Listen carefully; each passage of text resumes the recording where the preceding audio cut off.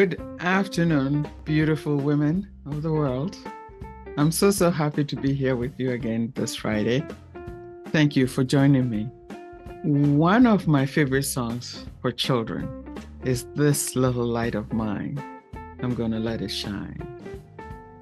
And I know there are many versions out there, but I'll pick Sam Cooke's anytime. The episode's title is about shining our light. Now, yes, we're grown-ups, but I think with social conditioning, we have sometimes forgotten the elements of doing just that. There's always something going on in our world, often challenging us to take a stand. Some of these situations create divisions, and divisions increase the levels of negativity in our external world. Dividing to conquer has been a modus operandi for generations.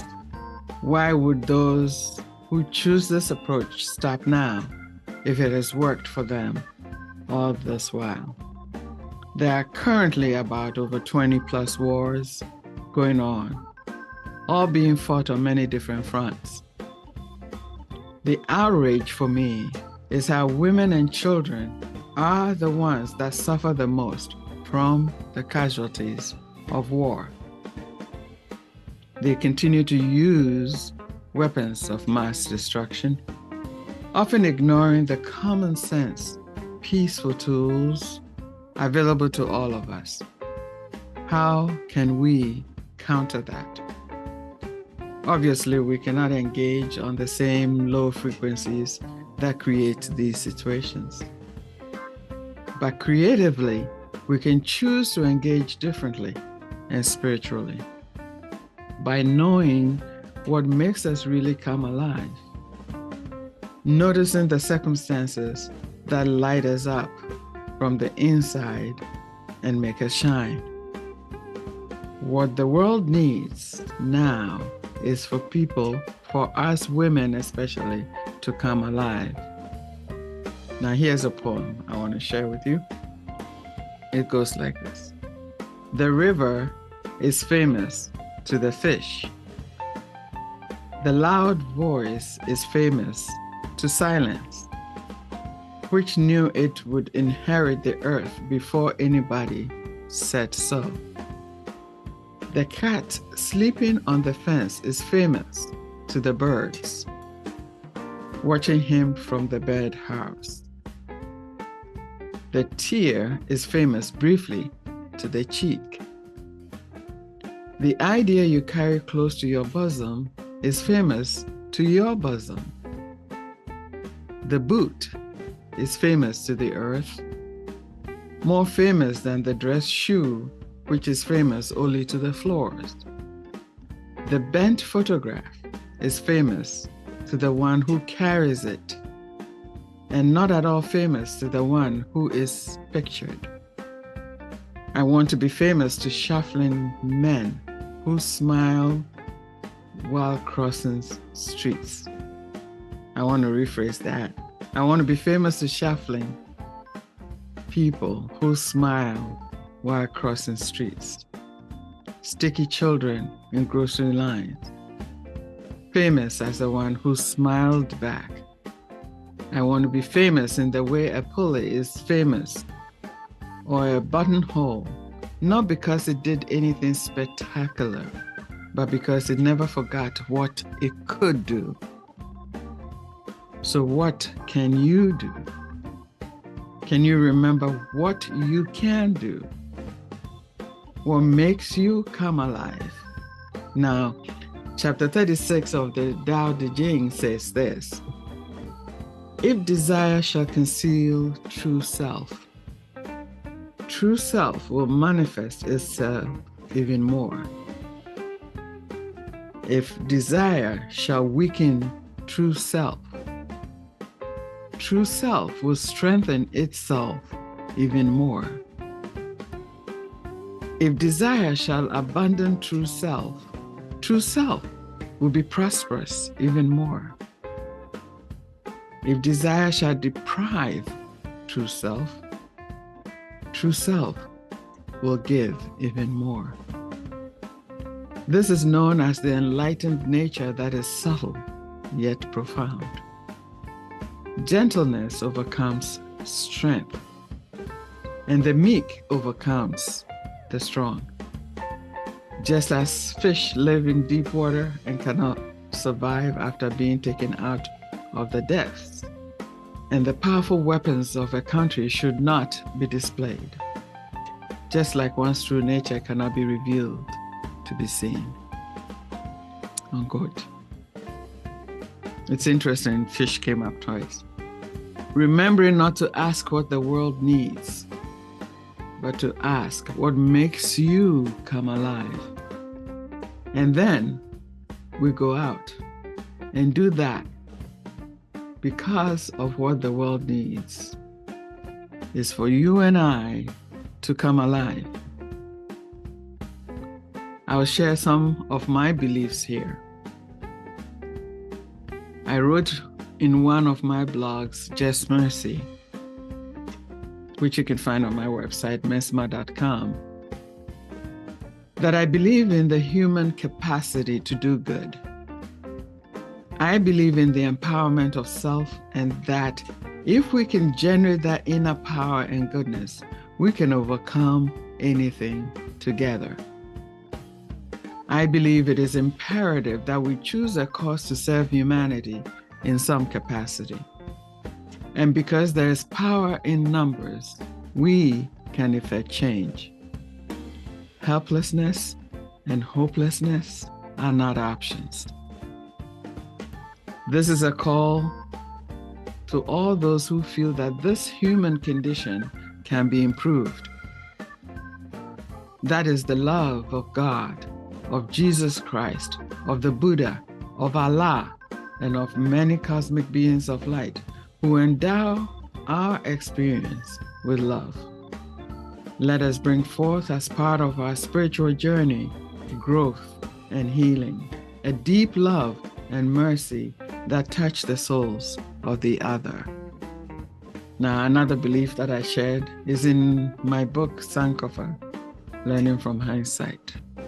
And I say this: the most crucial development will require women to support one another in solving problems such as child abuse, abandonment, incest,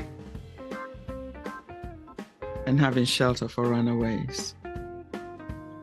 Women have the right to disagree with each other, but I believe that there are certain situations where we need to find common ground because they affect our children.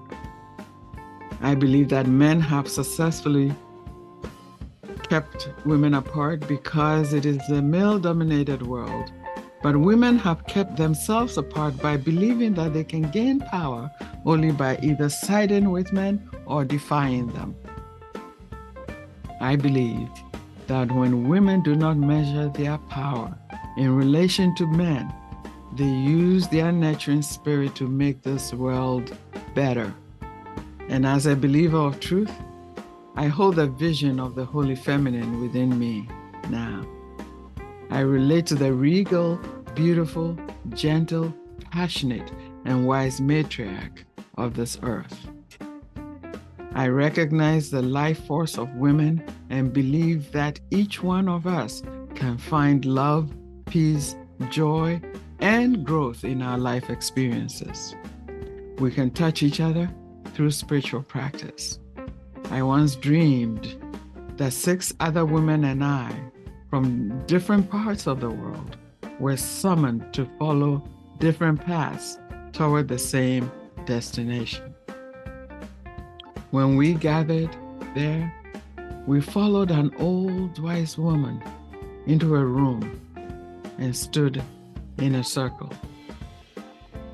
Within that circle was a tiled floor with a big gemstone of a different color where each woman stood. As we reached out to hold hands, each gem lit brightly and formed rays of every color imaginable. As the rays of color converged at the center of each stone, it stopped, changed, into a white spot and lit the sky. This dream conveyed to me a powerful message of the value of every woman's unique gifts. I'll say that again. This dream conveyed to me a powerful message of the value of every woman's unique gifts. We have our own stories and different paths to travel, yet we unite to affect personal, societal, and spiritual changes that reclaim the goddess in each of us and on behalf of the world. This dream is being realized now. It can be realized now if we stick together and if we step up and ask and answer the question as to what the world needs. They cannot beat us all down at the same time if we are shining our light. Remembering that coming alive, shining our light, is also about practicing faith. Faith in the divine, faith in our true self and what it can do.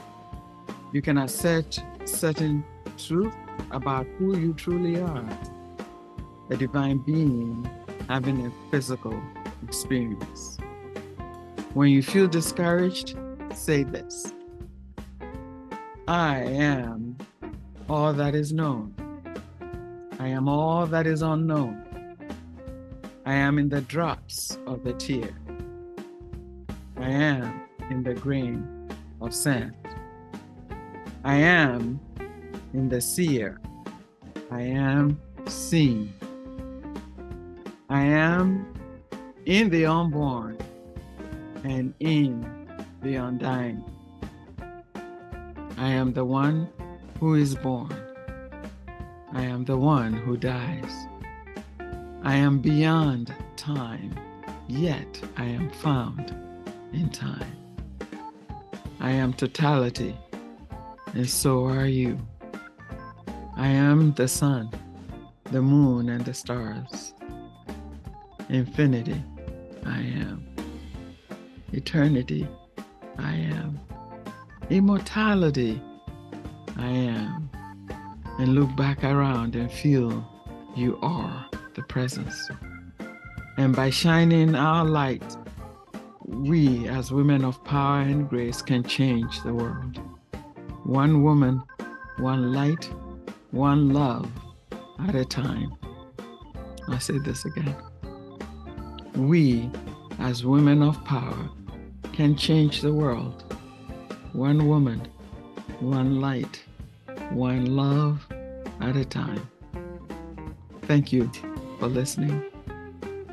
Thank you for your love. I'll see you in a couple of weeks. Thank you for subscribing, sharing, and your donations help us to continue delivering the psycho-spiritual messages to support all women any place in this world and universe. I'm very grateful. I'm very emotional today. And I thank you from the bottom of my heart. Be a woman of power and grace. Thank you, thank you, thank you.